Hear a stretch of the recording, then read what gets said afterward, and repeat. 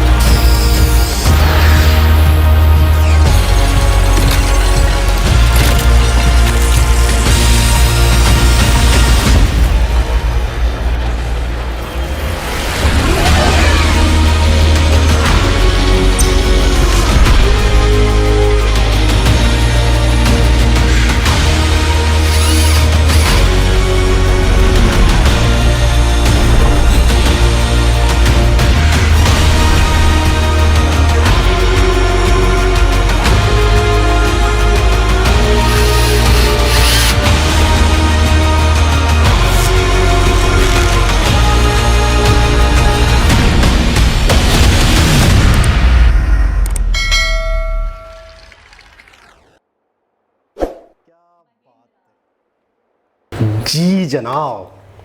अच्छा, थोड़ी देर के लिए ऐसा लग रहा था पता नहीं हम किसी और ही दुनिया में पहुंच गए। अच्छा, मैंने महिंद्रा की मेकिंग फर्स्ट टाइम देखी। दूसरी बात ये यार, क्या सेटअप है इनका। मैं उनको मशीनरीज कम कहूँगी, उनको रोबो कहूँगी। तकरीबन इस तरीके से वो काम कर रहे थे। यकीनन इंस्ट्रक्शन तो इंसान ही देते होंगे, डायरेक्ट उसको ऑपरेट उसको इंसान ही करते होंगे। और कहीं कहीं हमने देखा भी कि इंसानों के बगैर काम नहीं हो सकता। लेकिन फिर भी मैं कहूँगी 80% तो मशीनरीज के थ्रू ही हो रहा है। ऐसा ही है। 20% में इंसानों का दखल रहता होगा। दूसरा, ये कार्स बनाने के बाद क्या डेकोरेशन करके रखा है। मुझे 2 मिनट के लिए लगा कि यार ये कोई टॉय कार है क्योंकि वो दूर से कैमरा था और फिर जब नीचे आए हमने देखा तो फिर वाकई रियल थी। बहुत आला, बहुत बहुत अच्छा। आपने एक बात देखी कि कार्स जहाँ पे कार्स की मेकिंग होती है उस जगह के लिए आपको जगह बहुत बड़ी चाहिए। बिल्कुल, बहुत खुली डुल्ली, क्योंकि जो मशीनरीज हैं वो अपने आप में बहुत बड़ी मशीनरीज हैं। अच्छा, फिर डिपार्ट्स हैं, मतलब एक डिपार्ट में ये काम हो रहा है, फिर वहाँ से वो आगे हो रहा है। हाँ। फिर वहाँ से उसके ऊपर दूसरी चीज़ें फिट हो रही हैं, फिर उसके ऊपर कलर हो रहा है, वो एक अलग जगह। और एक तरह से ना एक चेन बनी हुई है, यानी कि एक जगह से गुजरती हुई चीज़ जा रही है। और उसके लिए आपको फिर अंदाज़ा लगाएं कि फॉर एग्जांपल 15 स्टेप है, मिसाल के तौर पे 15 स्टेप्स हैं। उस 15 स्टेप्स के लिए आपको कितनी जगह चाहिए होगी? ये 1 2। अच्छा, फिर उसके लिए मशीनरी खड़ी हुई है पहले से, फिर कार की जगह, फिर फाइनल जो आपकी प्रोडक्ट तैयार होके जा रही है तो वहाँ कहाँ जाएगी? रोड पे तो नहीं खड़ी कर देंगे। एग्जैक्टली, उसके लिए उसको रखने के लिए जगह चाहिए, अच्छा खासा कैपेसिटी चाहिए। बहुत बड़ा एक क्या कहेंगे इसको हम, फैक्ट्री कहेंगे, फैक्ट्री टूर कहेंगे। अच्छा, मैं एक बात बोलूँ, मुझे अभी थोड़ा सा मतलब याद आया।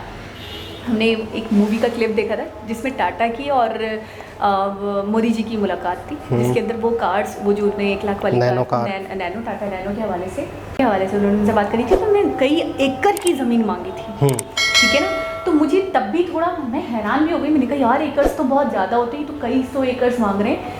अब मुझे आइडिया हुआ वाकई यार ये इस तरीके की यूनिट्स लगाने के लिए या इस तरीके के कामों के लिए आपको अच्छी खासी जगह की ज़रूरत होती है, यानी आप छोटे मोटे पैमाने पे नहीं कर सकते। ये जाहिर है बिल्कुल ही कि बहुत बड़े बड़े प्लांट लगते हैं तब जाके ये चीज़ें होती हैं।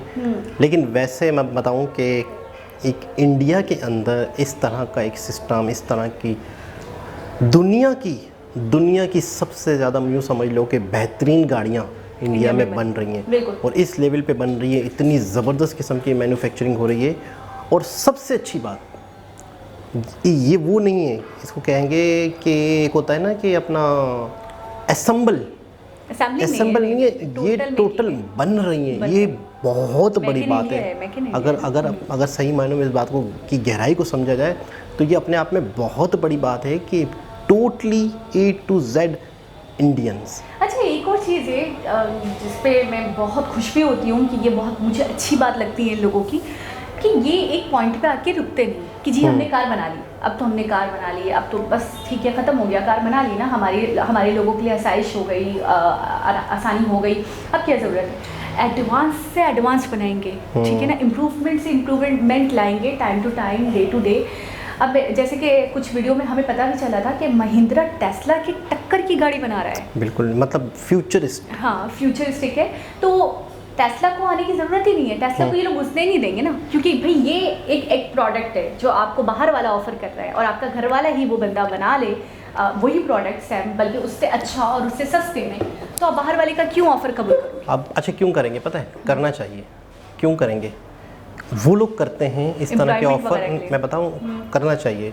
वो लोग करते हैं, वो गवर्नमेंट करती है, वो लोग करते हैं बाहर वालों के ऑफ़र जो उनके मुंह भर देते हैं बहुत ज़्यादा।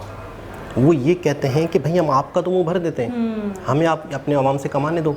तो वो कहते हैं ठीक है भाई, मेरा भला हो गया, ठीक है ना। ये होता है बाहर की कंपनियों को फ़ायदा दे के अपने जेब भर देना। लेकिन सिंसियर गवर्नमेंट या ईमानदार लोग जिन्हें अपनी ही जनता की फ़िक्र हो, अपनी ही आवाम की फ़िक्र हो, तो वो कहेंगे कि मैं अपनी ही यहाँ पे जो मेकिंग इंडिया चीज़ें बना रहे हैं, यहीं के लोगों को एम्प्लॉयमेंट मिलेगी, यहीं के लोगों को रोज़गार मिलेगा, यहीं के इंजीनियर्स जो बन के निकल रहे हैं यूनिवर्सिटियों में वो बेरोज़गार नहीं घूमेंगे। पता है, तो ऐसी बात है कि जो लोग पढ़ के निकल रहे हैं कि किसी भी हवाले से उनको जॉब्स मिलेंगी, तो वहाँ से कॉम्प्रोमाइज़ किया। मैं 100% श्योरिटी के साथ कह सकता हूँ बाहर की कंपनियाँ अच्छी खासी ऑफ़र देती हैं, अच्छी खासी ऑफ़र देती हैं कि आप ये ना करें, हमें ये करने दें, सिर्फ़ और सिर्फ आप हमें इजाज़त दें और ये पाबंदी लगा दें, उसके बाद आपका ख्याल हम रखेंगे, ये हमारा ख्याल करें। लेकिन उसके बावजूद उनके जहन में सिर्फ ये है कि हमारे आवाम का आने वाले वक्त में फ़ायदा रहे, ज़िंदगी भर के लिए हमारे मुल्क का फ़ायदा रहे। इससे ये है कि इंडिया वो कंट्री स्ट्रांग हो, ठीक है। बिल्कुल। अच्छा, एक वीडियो में मुझे फिर याद आ रहा है कि हमने ये बात बड़ी डिटेल में उन्होंने समझाई थी, जिन्होंने वीडियो बनाई थी, उन्होंने ये भी कहा था कि कुछ कंपनियाँ आती भी हैं और अलाउ कर भी दिया जाता है, वो असेंबलिंग करती हैं। तो असेंबलिंग में हमारा इतना ज़्यादा फ़ायदा नहीं है, बहुत एम्प्लॉयमेंट मिलती है, कितनी दूर की सोच है, एम्प्लॉयमेंट मिलती है, वो कंपनीज यहीं पे बनाती हैं वही प्रोडक्ट, जो भी है गाड़ी है कुछ भी XYZ, वो प्रोडक्ट यहाँ पे बनाती हैं, यहीं पे आवाम को बेचती हैं, आवाम ही उनको पैसे देती है, फिर वो हमारी ही आवाम से पैसे लेकर अपना प्रॉफिट अलग हटाती हैं और थोड़ा बहुत एम्प्लॉयमेंट में जो उनकी जॉब के ऊपर जो भी सैलरी बनती है वो दे देती हैं। यानी कि समझो हमारे ही लोगों का पैसा उनकी जेबों से निकल के दूसरे एम्प्लॉयमेंट के पास या एम्प्लॉयज़ के पास चला जाता है। तो इसमें कुछ फ़ायदा है, बल्कि कुछ फ़ायदा उन्हीं का हो जाता है। लेकिन वो बोलते हैं, तभी असेंबलिंग के लिए मोदी जी ने एग्जैक्टली मुझे याद आ रहा है कि स्टेटमेंट भी दिया था कि टेस्ला को कहा था कि आप आ जाओ, तो उन्होंने कहा हम असेंबल्ड करेंगे, तो उन्होंने कहा नहीं, असेंबल्ड नहीं करो, आप पूरे प्लांट्स लगाओ, आप पूरा बनाओ यहीं पे। तो फिर बात नहीं बनी इस बात को लेकर, वो कह रहे थे हम असेंबल्ड करेंगे। उसकी वजह ये है कि अगर वो लोग यहाँ पे इतना बड़ा प्लांट लगाते हैं, कल को यहाँ पे उनको फ़ायदा नहीं होता। उनकी सोच ये थी कि हम पहले यहाँ पे शुरू करें। सबसे पहले तो उनकी सोच ये होगी कि हम असेंबल भी यहाँ ना करें। सबसे पहले तो उनका ये होगा कि यहाँ से सीधी सीधी गाड़ियाँ आएँ और यहाँ के लोग ख़रीदें, हम बेचें। तो होता क्या है कि मुल्क का पैसा मुल्क के बाहर जाता है। जब आपके मुल्क के अंदर चीज़ बनी है, आपके मुल्क के अंदर ही लोग यूज़ करेंगे, दुनिया के लोग यूज़ करें, तो बाहर का पैसा खींचना है। मतलब आपकी अगर सोच ये है कि हमने दुनिया को चीज़ें बेचनी है, सही, तो फिर आप कहाँ कहोगे कि यार आके मेरे मुल्क में बेचो। जब आपकी सोच ही ऐसी हो कि हमने तो दुनिया के लिए दुनिया को प्रोवाइड करना है। बिल्कुल। तो जाहिर सी बात है कि ऐसे लोगों को फिर मना किया जाएगा और अपनी ही जो कंपनियां हैं, जबकि देखा जाए तो अच्छा खासा गवर्नमेंट को तो टैक्स मिल जाता ना, अच्छा खासा, और टैक्स टेस्ला के ऊपर अच्छा खासा टैक्स है। बिल्कुल, मैं बता तो रहा हूँ कि गवर्नमेंट का तो मुंह भरा जा सकता था और गवर्नमेंट के वारे नयारे हो जाते। अगर इस तरह की गवर्नमेंट होती, समझ गई होंगी आप, मैं समझ रही कि वो फिर अपने ही पूरी दुनिया में फ्लैट खरीद सकते थे, अपनी मिल्स, अपनी शुगर मिल्स लगा सकते थे, अपने लोहे के कारखाने बना सकते थे, अपनी स्टील मिल्स बना सकते थे, बहुत ठीक है, बहुत कुछ कर सकते थे। और इस तरह की ऑफर्स देने पर, सिर्फ इजाज़त देने पर, और यहाँ के लोगों पर उल्टा पाबंदियाँ और टैक्स बढ़ाने पे।